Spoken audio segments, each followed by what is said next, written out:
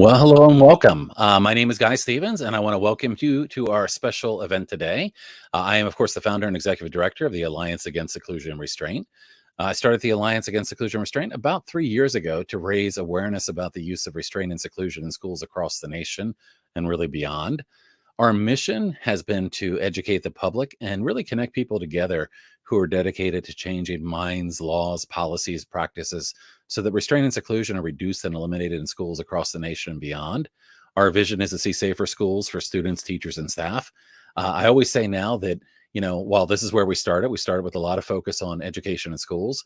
We really care deeply, not just about restraint and seclusion, but also about all the things that are happening to kids and youth in the name of behavior. That's not just restraint and seclusion, but it can be suspension, expulsion, corporal punishment. It can be pushing kids down the school to prison pipeline. And of course, these things that we're talking about, these practices like restraint and seclusion, they don't just happen in schools. They can happen in residential facilities. They can be wilderness programs or camps. They can be the troubled teen industry. They can be even in medical settings. So we care deeply about these things that are happening anywhere and really want to encourage better practices to better support kids and youth across the world. Now, I'm very excited today to have another person out there that's really trying to do amazing work to influence change and the way that we're supporting people and the way that we treat people. His name is Jesse Kohler. Jesse is joining us today from the Campaign for Trauma-Informed Policy and Practice, also called CTIPP.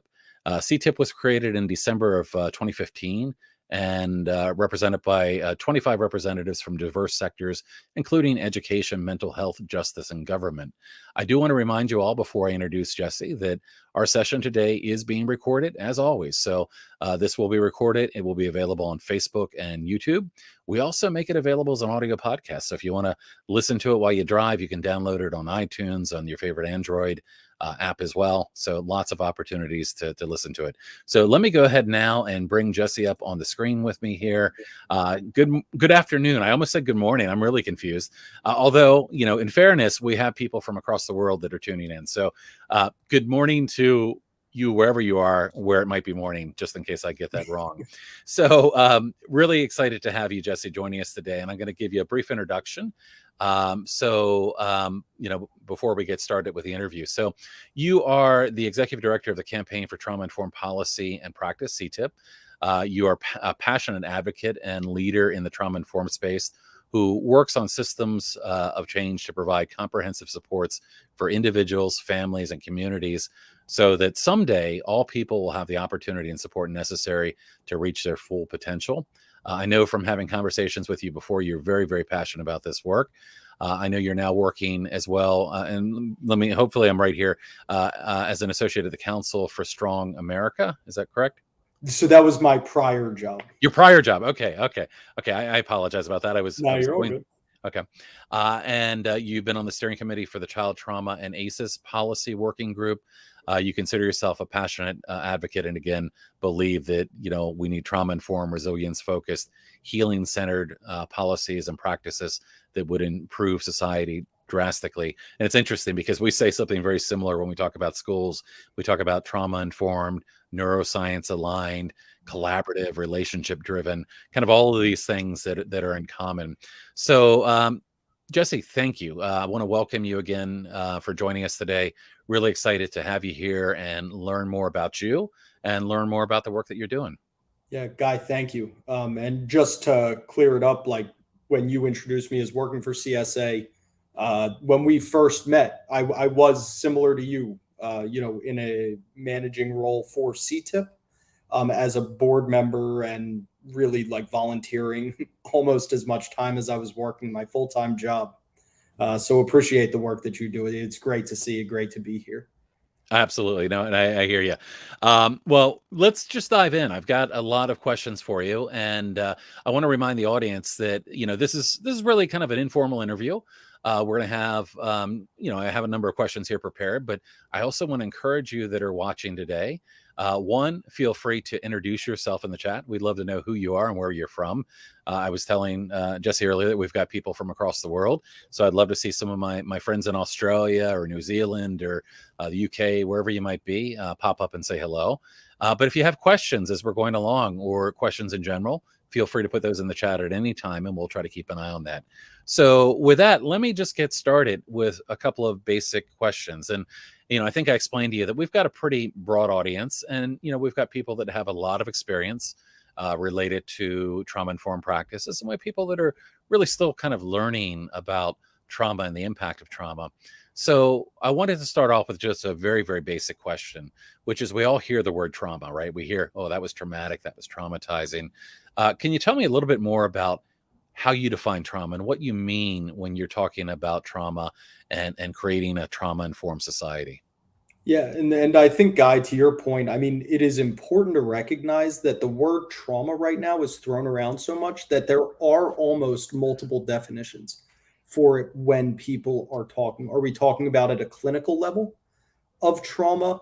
Other people think about sort of blunt force, a car accident, sort of like a single moment that is traumatic.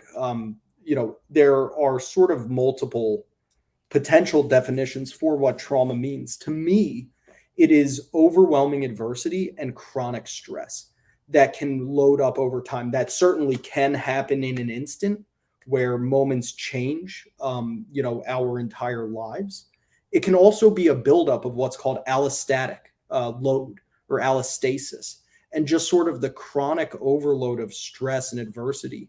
It may not reach the level of trauma, but there's both big T and little t traumas that can influence people's lives. And sort of the work that we are doing is that systems can be put in place to help prevent against, such extreme adversity and stress. And similar to what you were saying earlier about, the language that you use, having relationships, having systems in place that create the relationships that allow for there to be healthy outlets and for the creation of sort of healthy coping mechanisms to work through that stress and adversity is very important, because adversity and stress can make us stronger. There is post-traumatic growth, there is post-traumatic wisdom that can come through that, but we need resources and supports in order to get through that.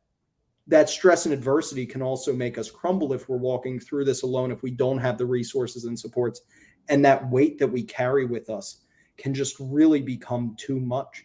And so to me, again, trauma broadly is just this overload of stress and adversity. And it's pretty universal. You said a couple things there that caught my ear. One of the things you said early on, and this is really, I think, something pretty important, is that while probably like you, I'm really happy to see more awareness around trauma. I also have concerns about dilution of the word through everything then becoming, related to trauma in some way.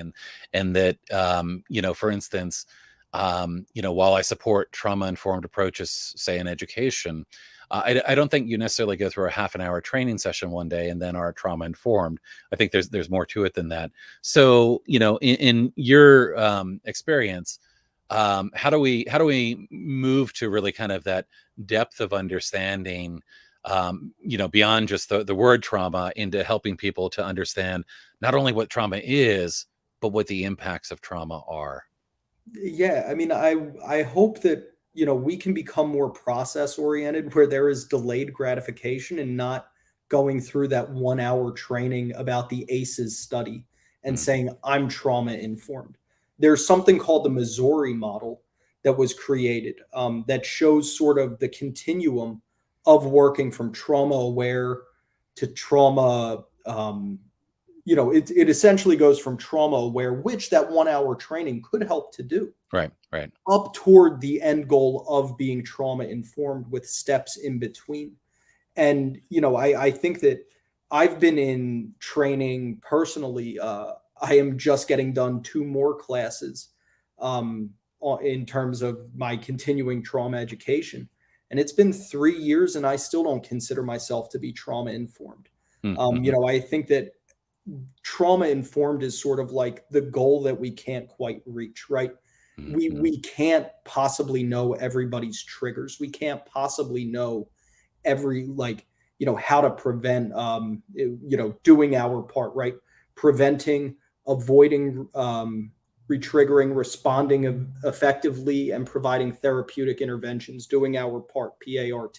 Mm-hmm. And, I think that I hope that we get to a place where trauma informed becomes the goal of, we understand the neuroscience. We understand how developmental adversity impacts people, how stress impacts the human brain, mind, body, spirit, and act in ways that sort of align around those beliefs and continue on the long journey of continuing to improve systems, continuing to come to greater recognition and awareness ourselves, which is a lifelong process of improvement. And that's more so how I see it, as opposed to, oh, I did one training, I'm good.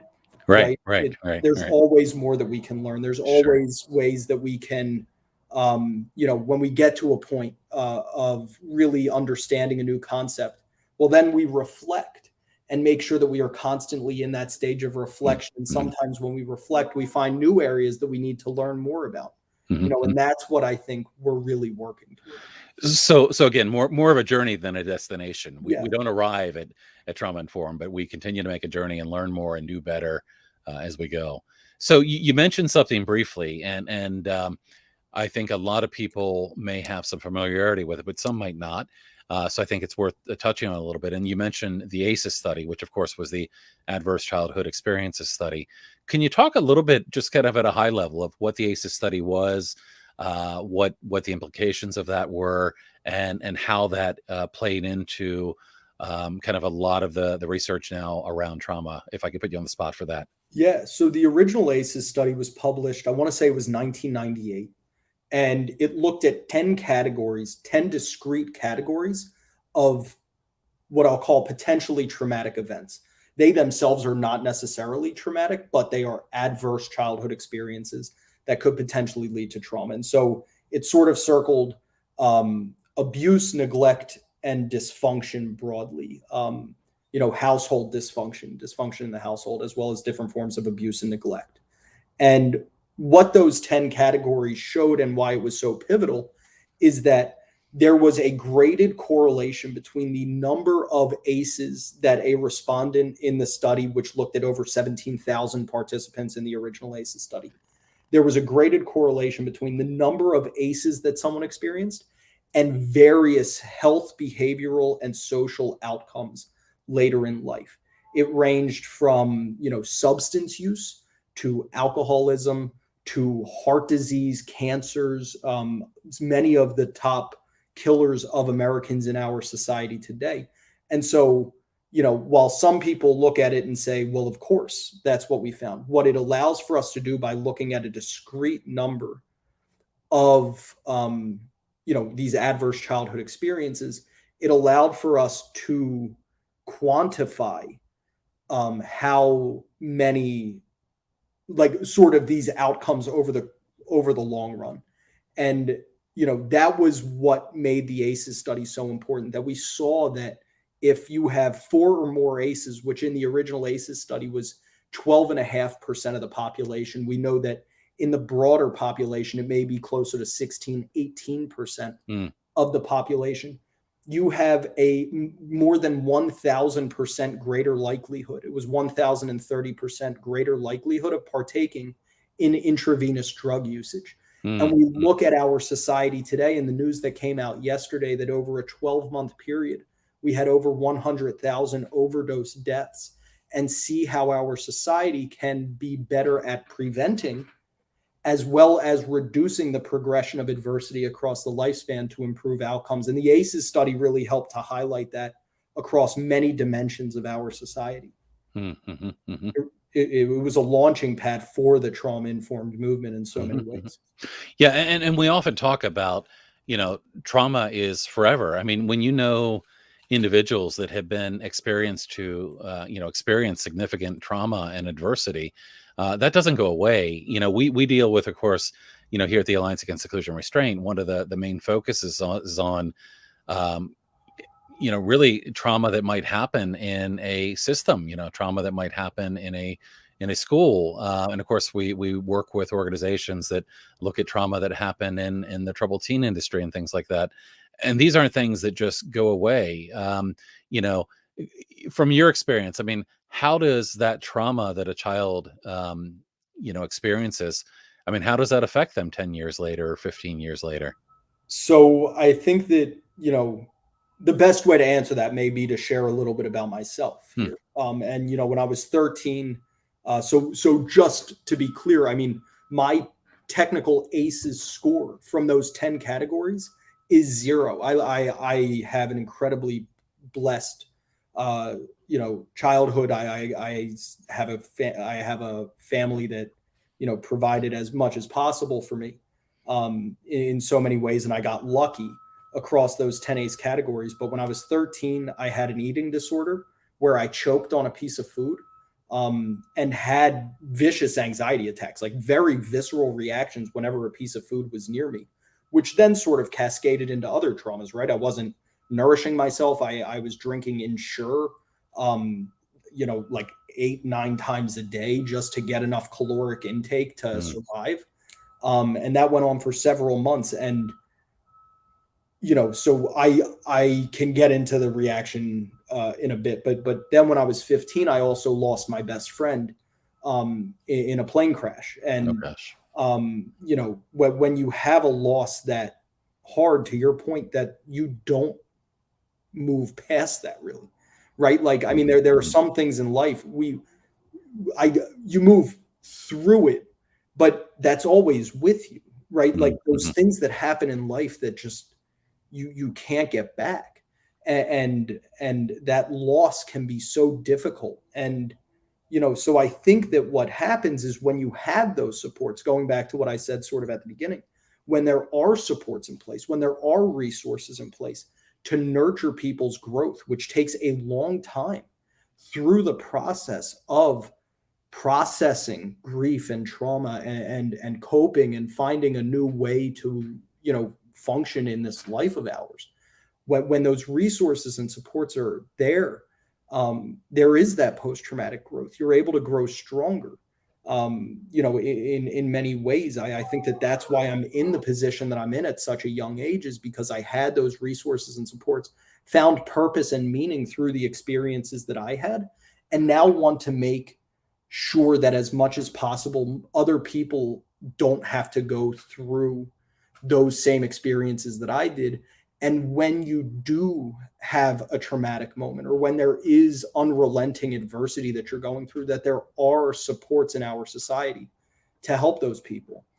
At the same time, to your question, there are a lot of people who are not so lucky to have all of those resources and supports, which is why we work towards systemic change. So that way, that is available for all people, in the brief bio that you read about me, that work to allow for all people to have resources and support so that they may reach their full potential. Like, that's sort of what I'm talking about. But again, like, traumatic moments can very much change the way that we behave, the way that we think about ourselves and others and interact with the world around us, and sort of lead to a cycle of trauma where we engage in behaviors and social and or antisocial behaviors that can sort of reinforce you are bad, or this is who I am, and really get into dangerous cycles, that essentially perpetuate negative outcomes. Mhm. Mhm. I don't want to overlook the fact that it is that trauma and stress and adversity can certainly lead to negative outcomes, and many times in our society, unfortunately, they do. But I also Mhm. just want to highlight that at the same time, when resources and supports are available, people can grow through them and become stronger. Mhm. Mhm.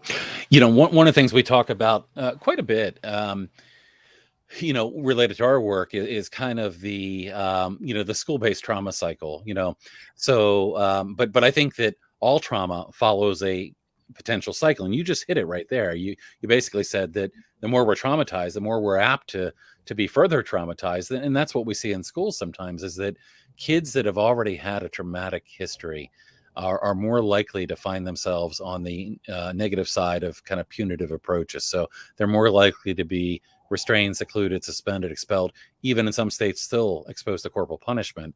And kids that have that trauma history, of course, are more apt to be hypervigilant. Kids that are more apt to be hypervigilant are more apt to be scanning their environments for threat and danger. Kids that are hypervigilant may be more apt to engage in stress-related behaviors. And then the stress-related behaviors, if not properly recognized and worked with, may lead to escalation, which might lead to a fight and flight response. And you get this cycle that evolves, because then the punitive approaches happen, and further traumatization occurs, and the same kids are just continually re-traumatized, and I think that holds true of adults as well. Mhm. So I think that's a really interesting point, and something we definitely see kind of in the realm that we're dealing with a lot here, with that kind of school to prison pipeline. But let me stop for a second and back up, and we've got a couple of comments coming up here, which we'll get to in a second. But I just wanted to continue down a path that you started on. You were talking a little bit about kind of your backstory, about what happened to you, and what you were experiencing, and how that resulted in trauma. I wonder if you might share with us a little bit about, because I'm thinking that perhaps there's a connection between your experience and the path you've taken in terms of your work. So I wonder if you might be able to tell us a little bit more about your journey, and how you went from the situation that you were in to where you are today. Yeah, so there is absolutely a direct pathway. Well, actually, it's quite indirect and very circuitous. But my early experiences did lead to sort of the path that I've been fortunate enough, to create for myself, but also have people help create for me. And I got lucky with the development of CTIPP at the right time. But so in college, I struggled academically. I graduated with, academics was not what I loved at that time. It's what I saw as having to do. But I wanted to be an attorney or a professional baseball player. I played baseball in college, but that didn't work out. And then didn't have the grades to go to law school, and, found a lot of solace and enjoyment in nonprofit work. So I knew that I wanted to do nonprofit work, and did research in college on the school to prison pipeline. And so I went to a nonprofit in the Philadelphia area, which is where I'm from, called 12 Plus.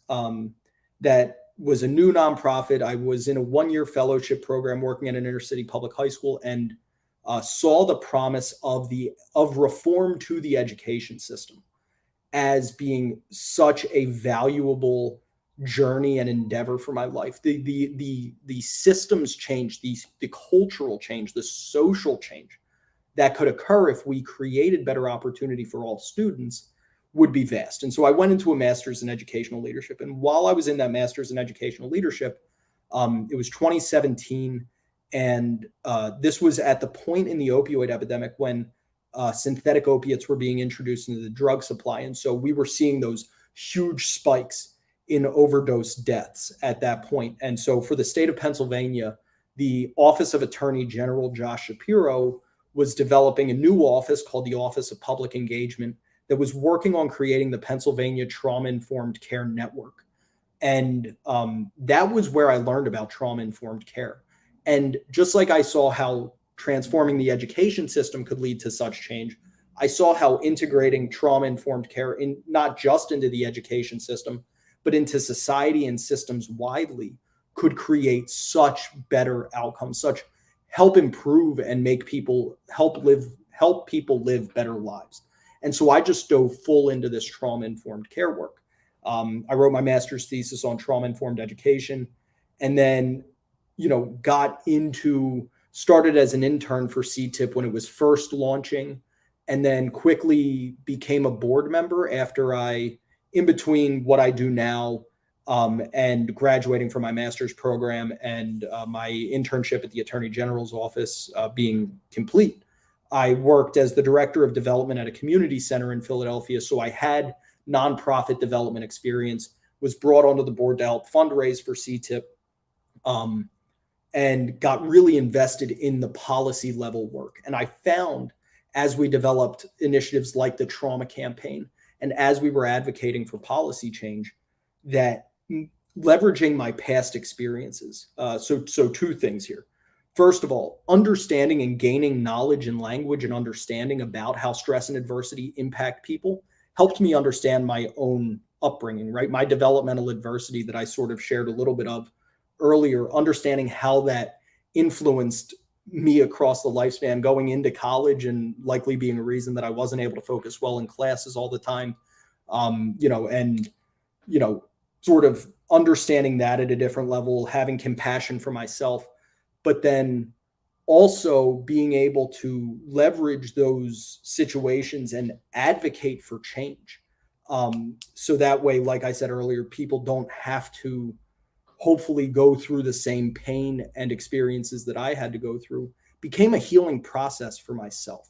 And so the policy work, I sort of saw as combining my aspirations to change the world with the work that I was doing in communities, because policy very much creates conditions in communities that allow for change and transformation to take place. Or they do the opposite, and bad policy can certainly thwart chances to make that change. But got very invested in the policy work, and just sort of continued the process, and still continuing the process of just trying to get this science, this information into the greater public consciousness more so, and into our general operating system. So that way we prevent developmental adversity to the best extent possible, but also reduce the progression of adversity across the lifespan, and really have processes to be able to do so, not focus solely on outcomes, which is often why we end up having patchwork policies and short-term solutions, but really focusing on processes that ultimately leverage and create better outcomes. But we're focused on processes that really meet our needs as human beings and as our society overall. Well, thank you for sharing that story. And life sometimes takes us in directions that weren't our planned direction. I kind of joke with people now that I never thought at any point that I had a plan to be an advocate for children's civil rights, and yet this is where I've been recently. But I think sometimes life takes us where it needs us, and I really appreciate the work that you're doing here. I want to take a moment and get to a few questions and comments that we have here, and I'm just going to pull a couple up here. This is a comment from Annette Smith, who says, "I think one of the biggest ACEs that's ignored is the trauma caused by education. Autistic children being denied appropriate supports and carried into school screaming." It's a really great point on a couple of levels. One is that, I found that, even with very passionate and well-informed folks in education, sometimes there's a blind spot. There's a blind spot into school-based trauma, or trauma that may happen in settings where people don't think they're traumatizing people. But, as a parent of a child that was secluded and restrained in a school, my child was not ready to go back into that school or any other school for some time because of the trauma it was caused. And this commenter brings up a really great point. When I find kids that are being restrained, secluded, suspended, expelled, corporal punishment being done to them, what I often see is a child that's not having their needs appropriately met. So what are your thoughts here about, kind of looking at maybe the blind spots that exist out there, in terms of institutions, and even thinking about, I'll take it one step further, just to throw something else at you, but, thinking about what's the impact of systemic racism or other things that our systems maybe not, choosing to operate in certain ways, but have been set up in certain ways that they really give us disproportionate impact and aren't meeting the needs well of many children. So any thought on that in terms of kind of the idea of systems and blind spots? Yeah, I mean, this may just be the idealistic 27-year-old that I am. But I really believe that we have systems that expect for people to work for our systems. We are organized for people to work for our systems, rather than having systems that work for all people, right? And I think that what I really mean by that is, to all of the experiences that you just sort of shared, we have a narrow definition of what like an ideal citizen is, essentially. And if people don't fit that neat definition, which to your point is sort of this homogenous idea of, you know, oftentimes like a white Anglo-Saxon Protestant, like sort of, you know, niche, culturally individual, but then otherwise in terms of ability and experiences, like we want for people to fit into these systems and sort of package neatly into how our systems operate. And I think that when people don't fit into those, you know, that sort of definition, which I certainly didn't, and most people don't, we have an inability and inflexibility to adapt and manage different people's experiences. And so oftentimes that's met with frustration. It's met with a lack of compassion and empathy. You know, so often the people who are operating the systems, in fairness to them, are so overburdened and overstressed that, you know, they just end up having compassion fatigue and burnout. And they're just over like what needs to be done to ultimately support the students. Like the fracturing in our systems is just, and this is beyond just education, like you said, but you know, there isn't the flexibility and understanding that allows for us, or the capacity, frankly, to meet the needs of those that we really need to serve.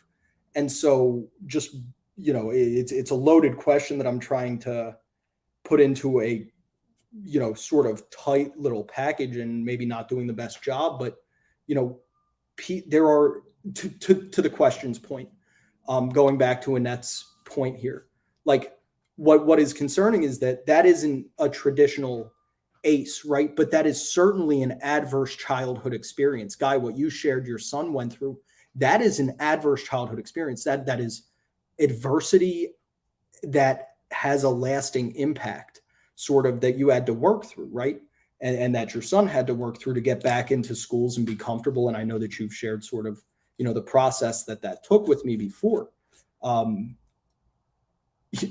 ACEs are not contained to 10 experiences. I mean, there is an infinitely complex life that we live in, and there are nearly an infinite number of potential traumas that we can experience at any time in our lives. And so how those shape us, and if our systems are unable to meet the needs that we have based on how our experiences have shaped us in the past, then we just see frustration start to mount from all sides, and it just creates more chaos than it does solutions, and it just perpetuates problems. We're sort of, I feel like I'm rambling a bit, but we're just in this system where we're unable to deal with systemic racism and even have a common language to talk about it. We're not able to appreciate the adversity that students with developmental disabilities or intellectual disabilities may have in the classrooms, and meet the needs that they have, while making schools a safe environment for them so that they can continue to learn and reach their full potential and be contributing members, you know, to society, both during school and afterward. It's sort of like we try to tuck people that don't fit into a neat box away, instead of really having systems that are flexible enough to deal with the infinite complexity that exists in our world. You're muted. So. Thank you. I knew that was going to happen. A minute ago, I was watching. I had some dogs barking in the background, so muted for a second. But what I was going to say is that then, of course, leads to, you know, traumatizing experiences. When, you know, one of the things that again we commonly see are, you know, kids are traumatized in these environments, but people don't really take into account what happens. And that went on further to talk about, you know, kind of the parents also experiencing trauma. And I've talked to, not only in fighting the system, but when things are happening to your child. So that's a great point, Annette, about, you know, it's traumatizing to fight the system, to get appropriate supports. And I think one of the points that you brought up here, Jesse, and this is really important, is that, again, you know, when we think about really truly making that shift to a trauma-informed society, one of the things that I commonly say is that when we talk about trauma-informed schools, we're not just talking about the kids, but we need to have a trauma-informed approach that is supporting the staff, that's supporting the administration, you know, a teacher that's feeling hypervigilant is not going to be able to support a student appropriately. A teacher that's feeling, trauma, or has even been through some of the events that we talk about, it's traumatic, not only on a child that might be restrained and secluded, but also on the adults that might be doing it, on kids that might be witnessing it. Again, I think that there's a lot of trauma that can come through these institutions that may not, again, they may have good intent, but sometimes, these events that are happening, I think are really important to consider. Um, and that goes on to say, then you end up with a traumatized parent trying their best to support a traumatized child. And of course, having been traumatized, Annette, what happens then is, as a parent, you might become hypervigilant. We sometimes are looking for conflict when maybe there's not, because, as somebody that's scanning our environment for danger, we sometimes, when we're in that hypervigilant state, see it when it may not even be there. So that can be, certainly an impact of some of that trauma as well. Wouldn't you agree, Jesse? Absolutely. I Yeah. mean, and the stress that exists in a household, and I think that we've seen this, sort of COVID has been, the pandemic has been a very unique experience where really our core relationships boiled down to the household and where we lived. But the stress experienced by a parent is often experienced by the children. Like you mentioned, Guy, a dysregulated adult cannot help to regulate a Right. dysregulated child. And we Right. know that as social creatures, we are programmed to feed off of one another. Co-regulation or co-dysregulation is very real. And Mm. so the adversity and trauma and stress that parents have to deal with to get their kids the support that they need can then end up, having sort of this manifestation, very broadly. So in shorter words, yes, I couldn't agree more. Mm-hmm.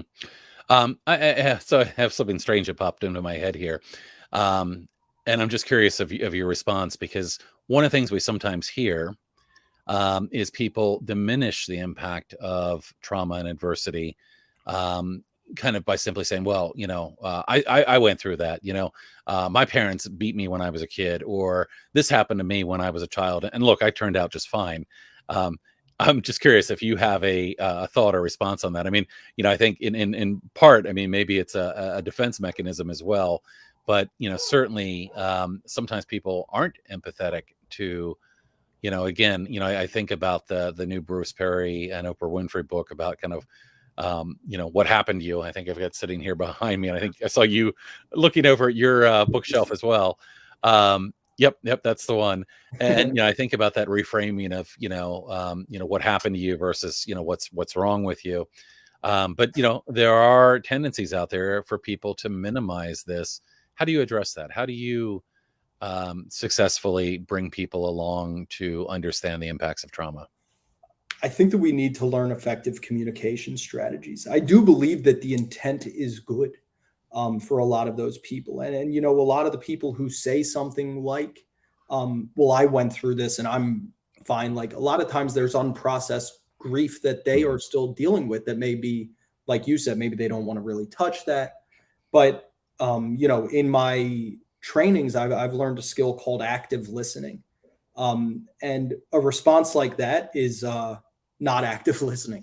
That is very much story stealing. That is, trying to create a quick solution. And a lot of times, you know, a response, a single conversation, while it can make an impact and influence people's directions, very rarely is like an exact answer going to meet a whole person's needs and solve everything. A lot more times people just need to be heard, like Mhm. really seriously heard. And the Mhm. other Mhm. thing that I just want to bring up, which is another Dr. Bruce Perry principle, is, the three R's. Which, when we are trauma impacted or highly stressed, we can't be in our cortex. Our brain develops Mhm. from Mhm. the bottom up and from the inside out. So we go from brainstem to midbrain to the limbic system, the emotional center for the brain, then to the cortex, the cognitive processes. Stress will make us go down toward that midbrain brainstem section. We lose functional IQ points, and that is where regulation or dysregulation happens, that's essentially when we are in a state of fight, flight, or freeze, which some people live a lot of their lives in. And that is where the outcomes of toxic stress really start to play into those long-term health outcomes. But what that response doesn't quite recognize and appreciate is that the child is, or the person, if they are in a dysregulated state, is not at a place to think about the future, to consider all of these implications, or sort of what they're saying. Like, first we need to regulate and just help them relax. And then we need to relate, because as social beings, we need that trust, we need that security. And when we feel secure, when we feel safe, both in terms of in our relationships as well as in our environments, then we can access our cortex. That's when we can have that forward thinking thought, to then have a conversation about, this is tough, but you are going to get through this. And I think that approach leads to compassion, and just allowing conversations to happen where you don't have the answer. You're just there to listen and be present with the person. Brene Brown has a ton of unbelievable talks about empathy. And, I think that's more so where conversations need to go to be healthier, than just, I went through this, you'll get through this too. Yeah, no, I agree. And I love what you were saying there. Thinking about the brain, I'm going to bring up another comment here. You were talking a little bit about the way the brain works. And of course, there's a lot of interesting things there. I mean, we don't even really get the full development in our frontal lobes until we're 24, 25 years old. We expect kids to have executive function skills that they may not even reach until they're much older. But if I can ask you to put on your neuroscience hat for a second, as much as you're comfortable with, we know that trauma causes lasting changes in the brain. So getting to this question or this comment about, I wish you would cover more on how it impacts the adult brain. Can you talk a little bit about the changes that occur in the brain due to that childhood trauma or extended adversity that somebody might go through, and how that might affect them later in life? And I know we've hit on a little bit of that so far, but could you talk a little bit about the brain itself? Yeah. So just to be clear, I am not a neuroscientist, or just want to put that out there. But Peter Levine, I believe that it's Dr. Peter Levine, has something called the hand model of the brain, where he talks about, within our hand, we can really describe the brain, where we have our midbrain, the brain stem, those like core functioning skills. And then we have that limbic system, maybe, that has the emotional top. And then we have the cortex that has that cognitive thinking ability, right? And this is sort of the structure of the brain, again, bottom up and inside out, right? And when there is adversity, when there are triggers, we can flip our lid, is sort of his description, and we don't have access to our cortex, right? We may be in the midbrain, we may be in the limbic system, we may be overly emotional, we may not even be in a place of emotion, we may just be in that fight, flight, freeze place. And what happens, to the question, I think that in addition to how trauma impacts adults, which it can have a major impact. I mean, at any point in our lives, our brains are plastic, right? Neuroplasticity is very real, and that can both work for us, but also can create conditions in which we go through a traumatic incident and we have sort of like life-altering outcomes because of that. But what's interesting about how, trauma impacts adults and adults' brains is that when there is developmental adversity, when there is developmental trauma, because our brains are developing from the bottom up and the inside out, that trauma, that really core trauma that happens to us when we're children, impacts us disproportionately. And like we've been saying, it impacts us throughout the lifespan. And so when we say that, people's brains are developed by 25, I think that, I don't know this for sure, I think that we don't know enough about the brain to say that so, universally. And Guy, I mean, you're not wrong. That is commonly said. Right. But, I think that we really need to understand that, there are trauma organized individuals because of adversity that they've faced in their lives, that their brains are wired for adversity, that their brains are wired toward stress. And there's actually more comfort in that stress because that's so core to their functioning. And so they may, like, there are people who may not have regular access to their cortex. There may be people that wiring that we say is like done when you're 25 isn't really there, and we don't meet the neurosequential needs to sort of elevate folks in that way. And so I think that, when I think about how trauma impacts adults, it is both, the stress and the stress that adults face, right? Having a job, having a family, if that's what it is, just life in general. But then also how developmental adversity impacts us throughout our lives, and how that impacts our responses and can either perpetuate or work against those cycles of trauma, and how that sort of continues to shape our experience as human beings as time moves on, is sort of what I thought with that question. Great, all great points. And of course, I was watching something earlier today that was showing kind of brain scans and differences in activity between a traumatized brain and a typical brain. Again, there are real changes that occur in the brain that can have a lasting effect. And we can think about what those attributes might mean, but it might mean, again, living a little bit more in the lower brain, being more reactive. We certainly see some of the problems that can emerge from that as well. So yeah, I appreciate that. This is more of a comment here. Sunday was saying, and I'm just going to paraphrase here, the trauma to prison pipeline might be another way to put it. We often talk about the school to prison pipeline, but it's very often the trauma that individuals are going through that may be leading to that. I had another question here, and I'm not sure if this is something you mentioned or I mentioned, but was asking what physical interventions mean in an educational setting. I'm not sure if that was something you talked about or I mentioned briefly, but typically when we talk about physical interventions in an educational setting, we're talking about the use of restraint or seclusion or some kind of hands-on intervention that might be happening. I don't know if you have anything to add to that, Jesse. I would defer to you on Okay. that. Okay. Yeah. It might have come up when we were talking about kind of the school-based trauma cycle. All right. So let me get to a couple more that we have here. I haven't had a chance to read this completely, but David asked, Jesse, how did you get to the point after your trauma that you were able to be in an education, be educated again? Because one of the things that we see is that kids that are traumatized, and sorry, going off script here for a second, but kids that are traumatized have a hard time going back to those educational settings. They might have a hard time feeling safe. And you made a great point about safety. We had a member of our community at one point that wrote a great article. It was called Regulation Before Education. And the point behind that was really that our brains need to be regulated. We need to feel safe before we can learn.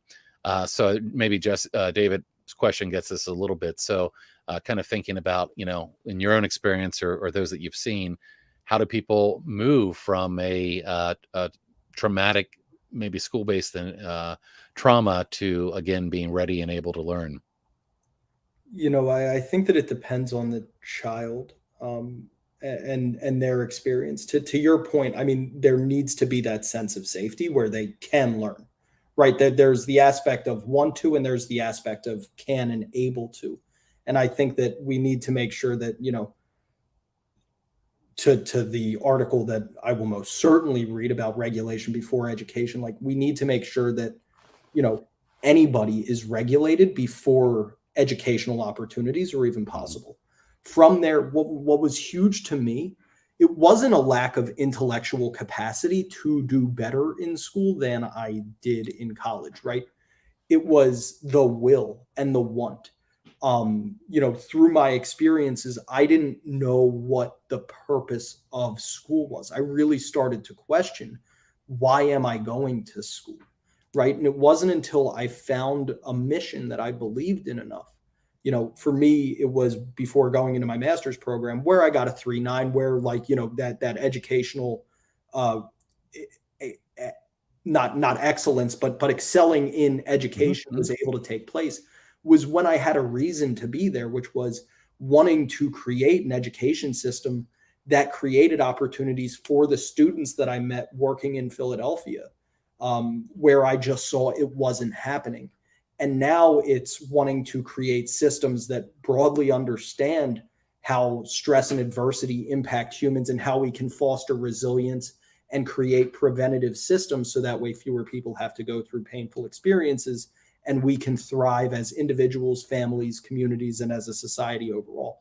I think that a lot of times, in addition to the importance of regulation, so that way a student can learn, making sure that we really have a reason for why kids are in school in the first place and having them understand, well, what do you want to work toward? Why is this education helping you get there? How is this education helping you get there? And really connecting the student's intention to success in the classroom, success socially. I think that is oftentimes an overlooked aspect, is also, just the purpose that leads to passion that allows for us to dive deep into a book or our studies and really engage in the intentional and critical way to retain information, process it, and really hold it in as our own so that we can build upon that foundation of skills and become either an expert or, the expert of none, which I consider myself, and just like, like a master of all sort of thing. Like, I think that is really a critical and oftentimes overlooked aspect to the educational process. Yeah, and if I can add one thing, David, I would add too a second set of 3 R's here. My 3 R's for education are relationship, relationship, relationship. David, for your child, and I believe you and I are going to set up a talk. I think you reached out to me, but for your child, I think one of the most important things in transitioning back is that sense of safety. And that comes through authentic connection and relationship. Bruce Perry, I know, has said many times the healing power of, even a single relationship.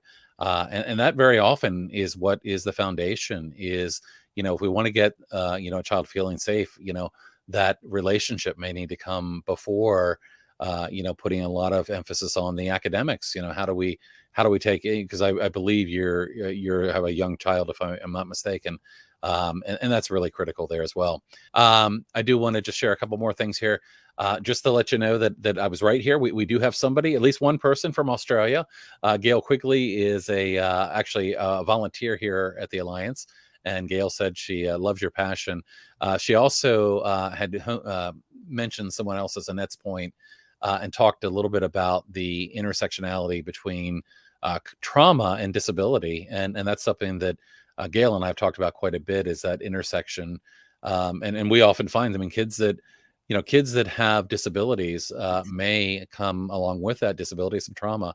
I often think about disabilities that might impact a child's ability to communicate. Autism is a good example. And, imagine how frustrating or how difficult it is to be living in a world that doesn't understand your wants and your needs, that when you're trying to communicate may not be understanding, what you need. And of course, there are non-speaking individuals, but there are also individuals that are wired differently and may have a hard time, communicating in the kind of the neurotypical environment. So we often find that the kids that, have disabilities may come with some pre-existing trauma, even in the way the matter of expectations that they've had placed on them, and things like that. So that's a great point. Have you done any research into that area, Jesse, in terms of disability and trauma? I haven't done specific research other than knowing that there is higher prevalence for a number of reasons. But when I was working at the school that I mentioned, Hill Friedman World Academy, for my first job, one of the projects that I did was creating speeches with 5 students with autism to give to the entire school, advocating for their own rights because they felt wrongly treated. And so, to your point, Guy, working through, it took us months of practicing the speeches because of the, difficulty with communication that may come along with autism sometimes. But I think about how rewarding it was to see them on a stage giving a speech to hundreds of students and, So no research, just lived experience to see Mm-hmm. that, neurotypical or not, um, there's tremendous possibility for students with autism. And again, our systems just don't operate generally. Most people don't put the time necessary in because they either don't have the capacity or sometimes not the want to provide those opportunities to allow for those students to find something new in themselves. Mm-hmm. Mm-hmm. Because I can tell you that after those speeches, they knew that they could effectively communicate. It may take some extra work, but that fulfillment was so prevalent. And so, yeah, again, I know that wasn't exactly the question. Mm-hmm.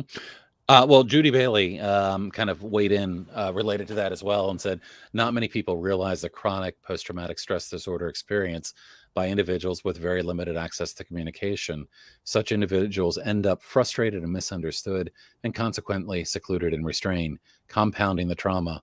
Communication access needs to be a top priority for children and adults who have limited effective speech. That's a great point. And certainly, I actually... I don't know if you saw this, but there was a recent film that was released, and I'm going to have to remember the title of it. I want to say it was "It's Not About Me," and I'll try to share the link. But it was about a young woman's experience as a non-speaking, child who was, plagued by low expectations, not given ways to communicate, and kind of goes through the difference that occurred in her life when having access to an AAC device and then having the ability to communicate effectively, and going on to college, and going on to an internship with the National Disability Rights Network, and all the amazing things that she's done. But oftentimes there are extremely low expectations on individuals that might be non-speaking, or again have other differences neurologically. And I think that's a huge problem that we see exist in many places. That's a great comment, Judy. Mhm. And we, you got a Jesse, you're a smart 27-year-old, sir. And I would agree with Appreciate you, that. David. Yeah, absolutely. You've Thank got a you. lot of knowledge here on this. All right. Just looking through here to see what else we have. It sounds like you might have a potential invitation to Scotland. Wish you could come over to Scotland, especially Aberdeen area, to teach our educators. I think that I saw that chat come up while you were actually speaking, guys. So I can't say that was to Okay, me. well, Lynette, if why you don't will be in we both Scotland, go? let me know. Guy and I will fly out together. I would enjoy that thoroughly. Yeah, I've been telling Gail, the woman who contacted, who commented from Australia. I'm like, Gail, you need a conference out there, and I'd be, happy to come. But as of yet, we don't have one. But if you're interested in that too, we need a big trauma conference out there. I Okay, will so say to that point very quickly, we are putting together a workshop series that will be every other Friday from January 7th through April 15th about building the national movement to prevent trauma and promote resilience. And so all are welcome. It's free. If you go to the website, you can either find it on PACE's Connection or the National Prevention Science Coalitions to Improve Lives, or National Prevention Science Coalition to Improve Lives. I believe that it's npscoalition.org. You can find the sign up form for that. So in the meantime, we're trying to do workshops, spread the word, but let's also have a bunch of big conferences about trauma, and would love to go all over the world. Yeah, I mean, the more awareness, the better, obviously, and the more we can do to get people thinking about this, the better. I imagine you'll be sharing that information through CTIPP, and I'm always happy to share that with our Alliance audience. So I'll be sure to keep an eye out for that and share it. And we'll talk a little bit later about how people can stay in tune to the things that you're doing. Let me get to a few more things, and then I actually still have questions. This conversation could go on for hours, I think. Let's see. All right. And this is so important. Thank you for this talk. Let's spread the word. Kids do well if they can. That's a big thing that we say frequently here, kind of mimicking the words of Dr. Ross Greene, that, kids do well if they can, youth do well if they can, adults do well if they can. when people aren't doing well, it's their lagging skills or unsolved problems, and we can help them. Thank you, Judy. The link to that film that I was mentioning, Jordan Zimmerman is the young lady, fantastic. And the film is called It's Not About Me. I think you can rent it for like $5 or something like that. It's available online, but it really is effective. I mean, again, the difference that AAC can make in an alternative augmented communication device for an individual. We've shared other guests in the past that have talked about that. Really fantastic. And Annette clarified that both of us would be great. So there you go. We'll have to Look figure forward that to the plane ride together, Guy. out. There you go. Lots to talk about. And Gail has invited us to Oz as well. So it looks like they're fighting. Annette said Scotland first. All right. And Kat said huge barriers, communication gaps, and miscues. I found my gifted, articulate, and behaviorally challenged son's concerns and experiences are often ignored, minimalized, or turned into victim shaming. That's exactly right, Kat.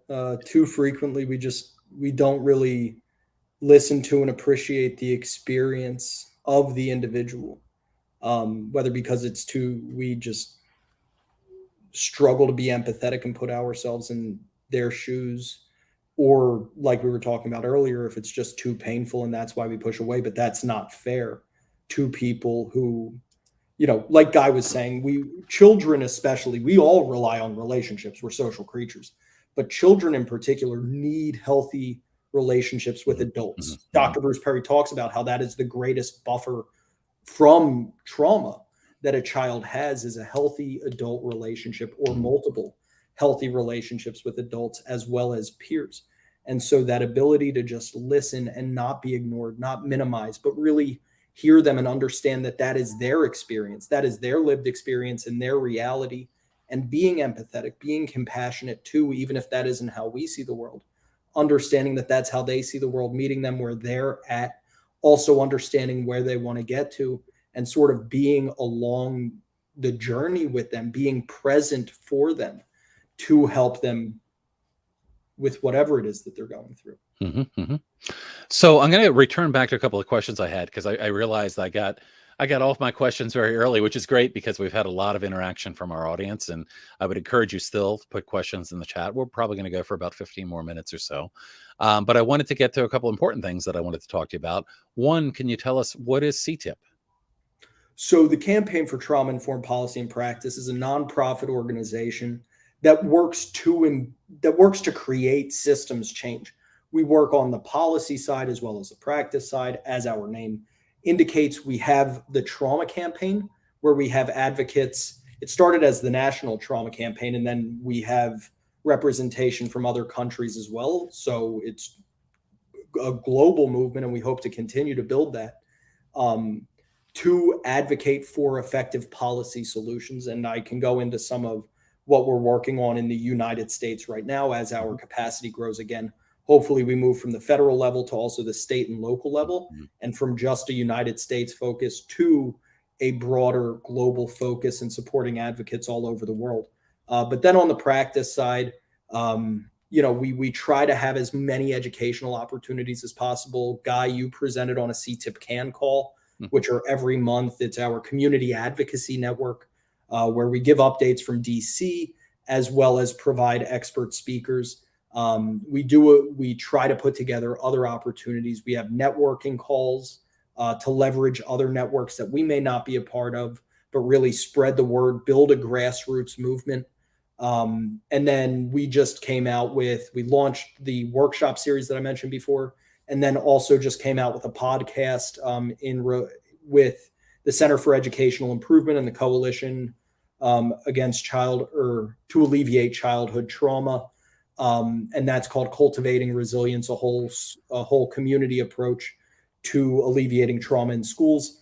And, so we are just trying to have spread the word, create greater sophistication in the conversations that we have, influence practice as well as policy. And really our vision is for community-owned, trauma-informed, prevention-focused, and healing-centered work, meaning that we are investing in community capacity to create their own healing initiatives based on the needs that they have. Different communities have different resources available to them as well as needs and populations to serve. And so we don't want to be, a one size fits all model of here's what trauma informed care looks like.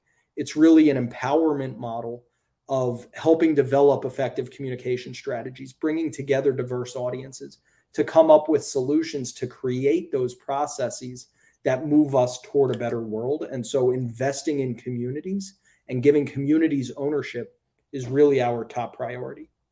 That's fantastic, and I have no doubt that the work that you are doing is changing the world, and really appreciate all that you're doing, and that's being done through CTIPP. Let's talk a little bit about the legislation, because I know that we've talked about this before, and I've been on some of the CTIPP CAN calls where legislation has been talked about, and of course the Alliance has supported some of the legislation that you've brought forward, and I know you've also supported some of the legislation that we've been supporting as well, like the Keeping All Students Safe Act. Can you tell me a little bit more about the kinds of legislation that you're supporting, or the kinds of legislation that you're working on? Yeah, so I could go on for a while about all of the different areas that there is work that is either explicitly trauma informed or supports sort of the values and principles that we hold close to ourselves, right? Like investing in families, investing in children, and there's some good movement that's going on with that. There is one particular bill that I'll highlight for the sake of time, called the Rise from Trauma Act, that would, again, in that section 101, creates that a new federally funded grant program to provide communities with funding to create their own initiatives, as well as workforce development supports, hospital-based interventions to really expand awareness. And so that's a big bill that we're championing. But there are several others out there: the Strong Support for Children Act, the ACERT program. I could go on for a while. The other piece of policy work that we've been very interested in is around reauthorization language for existing programs to make them trauma informed. So for instance, we had a conversation about WIOA, which is the Workforce Innovations and Opportunities Act, and making sure that workforce development programs have a trauma informed lens. So that way the people that they are helping to support and educate and grow into the future workforce have that aspect of trauma informed care. And there's a lot of existing legislation that we can offer new language to as it gets reauthorized or help to amend. So that way we are functionally integrating trauma-informed values into existing legislation, which would be easier than a new piece of legislation in and of itself, right? So we're sort of doing both of those approaches. Then the new legislation is not easy. No. The system was not designed to make it easy and maybe that makes sense, but when you have things that you're so passionate about and seem so common sense, it's hard sometimes to see how slowly things move on this front.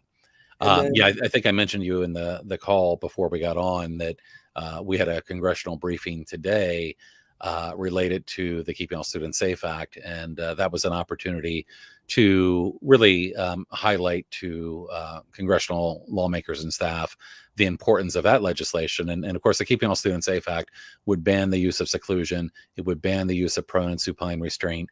It would add, money for appropriate training in trauma-informed approaches and better approaches to support kids. I think would broadly be a step in the right direction. We have currently no federal legislation regarding restraint and seclusion in schools across the country. The federal government has provided guidance, on a number of occasions, but I don't think that your civil rights should vary from state to state. These are important issues. But it was a good opportunity today to kind of share the stories. We had an autistic self-advocate, another self-advocate on. We had an amazing teacher from a school in DC that really thinks about the impact of trauma. Join us for that. But a really good opportunity to share with lawmakers and staff and the members of the public that were on that call why legislation like this is so important. And of course, I want to encourage people. And Jesse, we're always happy to share things that you're working on our social platforms and with our audience. So, feel free to always send those kinds of things to me. But, I appreciate all that you're doing there legislatively, because these are important changes. Yeah, you too, Guy. And the last thing that I'll just mention very quickly is around the American Rescue Plan Act. There's a lot of funding that's available, and it's very flexible, that can be leveraged for trauma-informed supports. And so, in addition to the legislation, trying to pass new legislation, leveraging the resources that were created through the stimulus funding during the pandemic has been a major priority for us over the last 18 months, obviously. And for this group in particular, there are a few flexible funding streams. One of them is called, and this is United States specific, obviously, but the elementary and secondary school emergency relief funding, which is a large funding bucket, ESSER, or funding stream that also had some money in the CARES Act, more money in American Rescue Plan Act. And that is a flexible amount of money. Some school district, and it went to local education agencies. 90% of it went to local education agencies. And so a school district may have already spent the funding, but many of them may not have. And that can be used for training to support the psychosocial, emotional, and spiritual well-being of students and staff. So to invest in training, to invest in new school practices. It's worth a conversation where you have advocates. To get more information on that, you can go to traumacampaign.org/ARPA. That's great. That's great. Yeah, there have already been a couple things in our discussion today that I'm like, Jesse and I need to have a call soon, and we might need to have a call soon to talk more about some of these things. Anytime. One of the things that I think we've been talking about is the fact that we are in a difficult time right now. As kids have returned to school following the impact of the pandemic, the impact of being isolated, the impact of not having the social connections. One of the things that we anticipated was a potential increase in stress-related behaviors, that as kids were getting back to school and coming in with, really a whole new level of stress and trauma related directly to the pandemic and the changes that might have happened in their lives. So this time right now is really prime for everyone to be a bit more, in a place that, not only have the kids been through trauma, but the teachers and staff and others. And of course, what we know, again, it gets down to that idea that, when a teacher is feeling dysregulated, they can't help a child regulate. The fact that we've all been through this adversity together, I think there is a very challenging time right now, and probably in the next couple of years, and making that transition. We need to be more aligned with these trauma-informed and brain-aligned approaches if we really want to come out of this without having even more kids suspended, expelled, restrained, secluded, having more corporal punishment.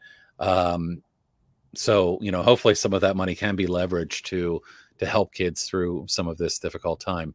I want to let people know that are watching, if you have any final comments or questions. I've got one that is here, and I've got one myself. But if you have any final questions or comments, now is the time to put those in the chat.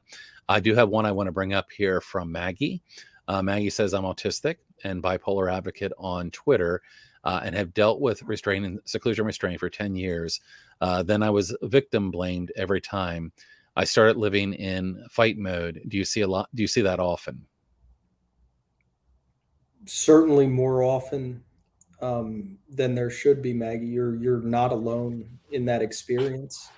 Your experiences are yours and they are unique, but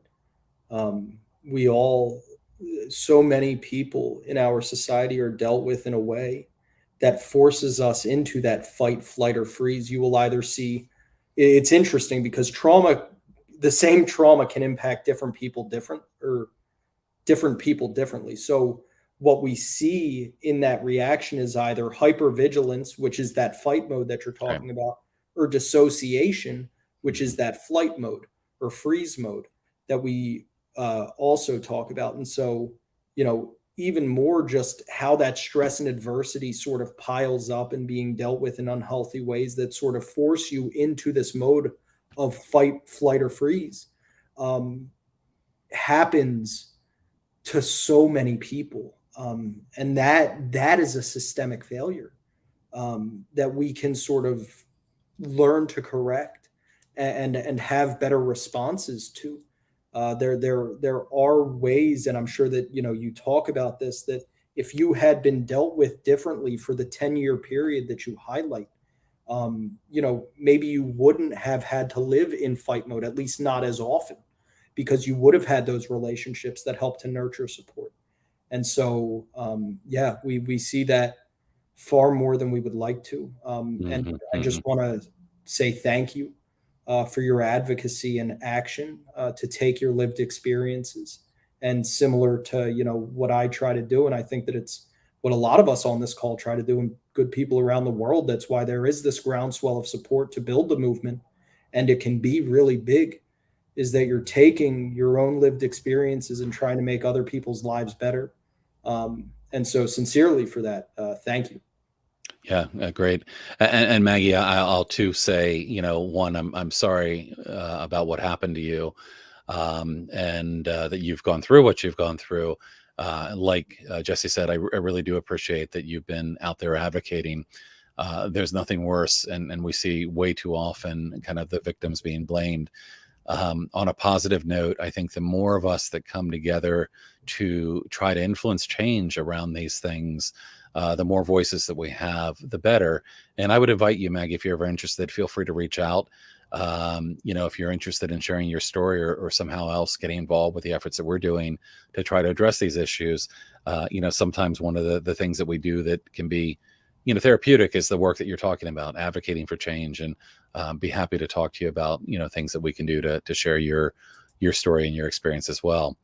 Um, all right. So Nicole brought up having a seclusion closet inside the classroom. Seems to me that it would be a reminder every day for kids that might be going in there next. I'm fighting to get them out of classrooms, even though our district now says they leave the door open. I don't trust it. And Nicole, just to say that if you have a seclusion room, you will, schools that have seclusion rooms likely use them. There's not much difference to me in between shutting the door and preventing a child from coming out, or standing in the doorway and preventing a child to come out. I would still see those things as the use of seclusion. So these are things we need to continue to work on and continue to kind of advocate for. So Nicole, thank you for what you're doing. I want to, Jesse, there are two things I want to ask you. One is, I know your colleague Dan Press had planned to join us today, and unfortunately wasn't feeling well and wasn't able to. But I wondered if there was anything that you wanted to add about Dan and your work that you do together. I was actually looking forward to having you together because I remember you describing your relationship, and I thought this should be really fun. And maybe we'll have another opportunity. But I just wanted to give you an opportunity if there was anything you wanted to mention about Dan and his work. I appreciate that guy. I love Dan. He represented Native American tribes for more than 5 decades, lobbied for them as an attorney, as well as represented them on other legal matters. And that's how he came to trauma. And he is really one of the founder. I mean, he's a founder of CTIPP, but also a lot of the heart and energy for the campaign for trauma-informed policy and practice. Through his wisdom, it's what he wants to give back to the world.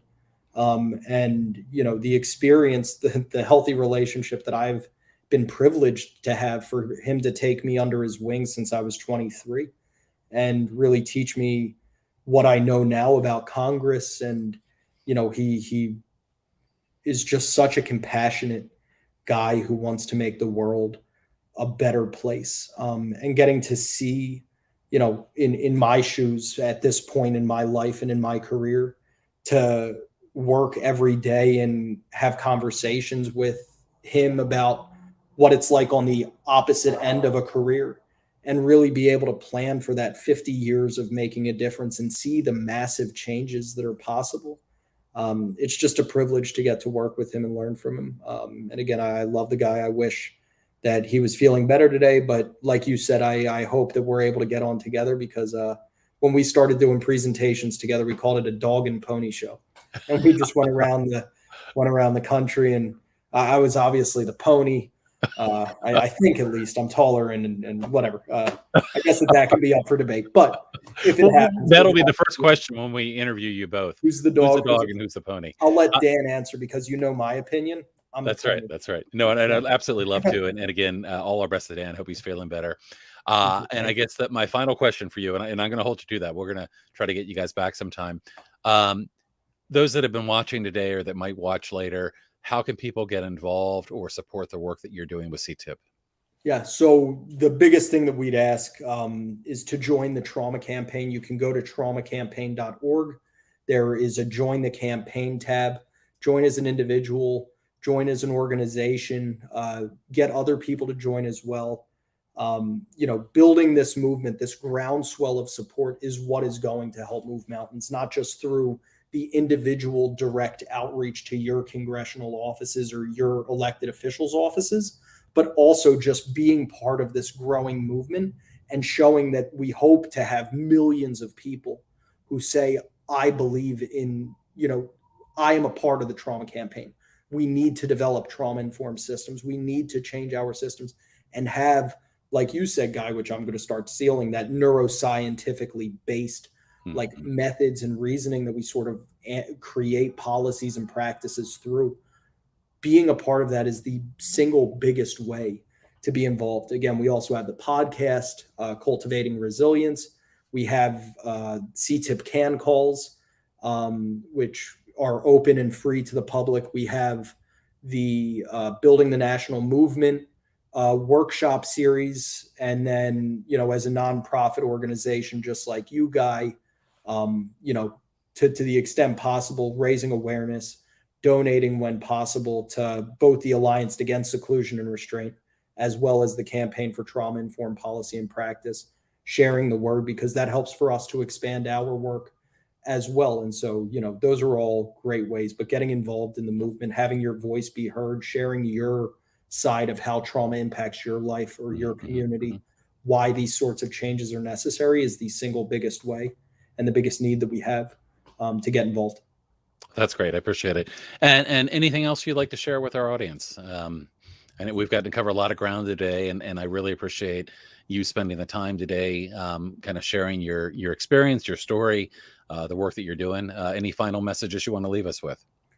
It's been a pleasure. I just appreciate this part of the work. Again, like my passion for this work came in schools and seeing how some students were treated. I remember one girl who had autism in particular, watching her be carried out of the school on a stretcher because she was having a behavior episode, I think is what they called it in the school.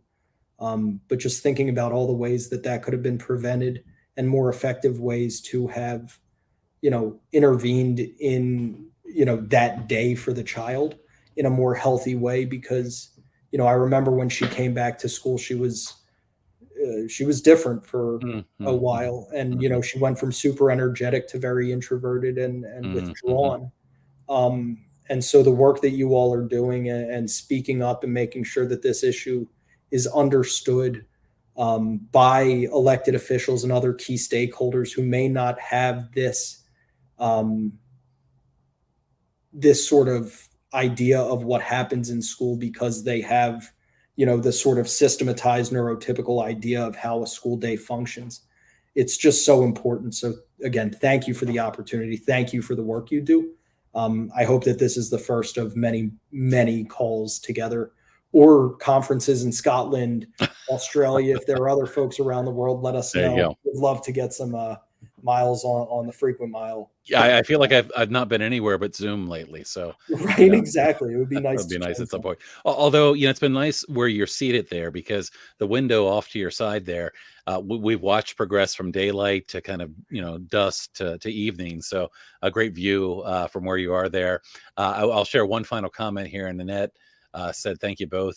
This has been very informative and makes me realize I'm not crazy, just traumatized. And of course, so many of us have been through trauma. And sometimes, again, we become, I don't even want to say unaware, but sometimes we block some of these experiences out, but they have an impact on us. And, I think that we have a responsibility, knowing better, to do better. And as we learn more about, neuroscience, and we learn more about the impact of trauma, we can become more informed. We can do better for all of those that are following us, and those that are with us today. So I look forward to continuing on this journey, Jesse, with you and so many others doing great work. I want to thank you for joining us today.